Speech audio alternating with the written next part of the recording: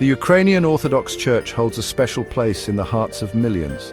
It represents a deep and ancient faith woven into the very fabric of Ukraine's history. For centuries, the UOC has been a source of comfort and strength for the Ukrainian people. However, recent events have cast a dark shadow over this venerated institution. Since the beginning of the conflict with Russia, the UOC has found itself increasingly under pressure. The Ukrainian government, led by President Zelensky, has accused the church of being sympathetic to Russia. This has led to a series of actions that have deeply troubled many within the Orthodox community and beyond. President Zelensky has justified these actions as necessary measures to ensure national security. He argues that the UOC's historical ties to the Russian Orthodox Church represent a threat to Ukraine's sovereignty.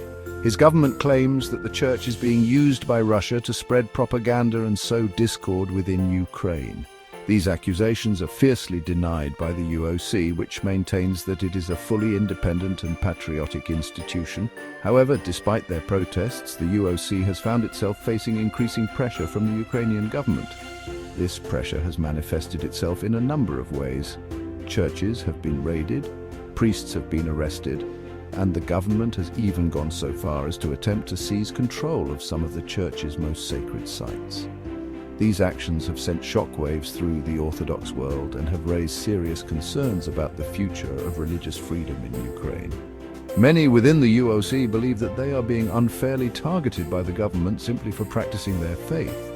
They fear that their church is being used as a pawn in a larger geopolitical game with little regard for the spiritual well-being of millions of Orthodox Christians in Ukraine. The most high-profile target of the government's actions has been the Kiev-Pechersk Lavra, also known as the Kiev Monastery of the Caves.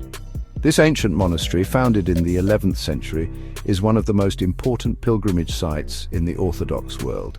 Its network of underground caves house the relics of numerous saints, and the monastery complex itself is a UNESCO World Heritage Site. However, the historical and spiritual significance of the Kiev-Pechersk Lavra has not protected it from the reach of the Ukrainian government. In recent months, the monastery has been subjected to a series of raids by Ukrainian security services. These raids, often carried out in the early hours of the morning, have seen armed officers forcing their way into the monastery's buildings. The monks have been interrogated, their belongings have been searched, and religious objects have been seized. The Ukrainian government claims that these raids are necessary to root out any evidence of pro-Russian activity within the monastery. However, these claims are disputed by the monks and by many within the UOC. They argue that the raids are nothing more than an attempt to intimidate the church and to seize control of its property. The monks have accused the Ukrainian authorities of desecrating sacred ground and of violating their right to freedom of religion. The raids on the Kiev-Pechersk Lavra have been widely condemned by religious leaders and human rights organizations around the world.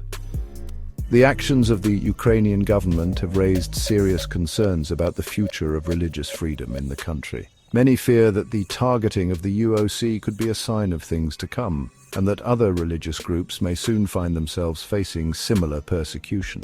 The situation in Ukraine is a stark reminder of the importance of protecting religious freedom, both for the sake of the individual and for the health of society as a whole.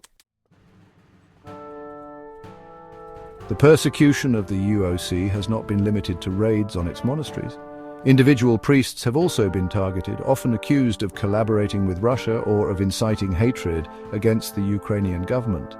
These accusations, often based on flimsy evidence, have led to the arrest and imprisonment of numerous priests. In many cases, these priests have been denied due process and have been subjected to harsh treatment in prison. Their plight has highlighted the growing climate of fear and intimidation that many within the UOC now live under. Beyond the physical threats, the Ukrainian government has also exerted significant pressure on the UOC to break its ties with the Russian Orthodox Church. This pressure has taken various forms, including threats to revoke the church's legal status and to confiscate its property. In addition, the government has actively promoted the Orthodox Church of Ukraine, a rival church that was established in 2018 with the support of the Ukrainian government. The OCU is seen by many within the UOC as a tool of the government designed to undermine their church and to divide the Orthodox faithful in Ukraine. The pressure on the UOC to align with the OCU has created a deep rift within the Orthodox community in Ukraine. Many priests and parishioners have refused to betray their conscience and their faith by switching their allegiance to a church that they do not recognize as legitimate. This refusal has come at a high cost. Some priests have been forced to leave their parishes, while others have been subjected to threats and intimidation. The faithful have also been affected, with some facing harassment and discrimination for their continued loyalty to the UOC. The situation facing the UOC is undoubtedly bleak. The Church finds itself caught in the crosshairs of a geopolitical conflict, its future uncertain. However, even in the darkest of times, there is always hope. Many within the UOC continue to pray for a peaceful resolution to the conflict and for an end to the persecution that they are facing. They draw strength from their faith and from the knowledge that they are not alone in their struggle. While the present situation may seem dire, history teaches us that even in the face of immense adversity, faith has the power to endure and to ultimately triumph. The UOC, with its deep roots in Ukrainian history and its unwavering commitment to the Orthodox faith, is well positioned to weather this storm. In the meantime, the international community must not stay silent. It is essential to shine a light on the plight of the UOC and to hold the Ukrainian government accountable for its actions. The persecution of any religious group is a threat to religious freedom everywhere.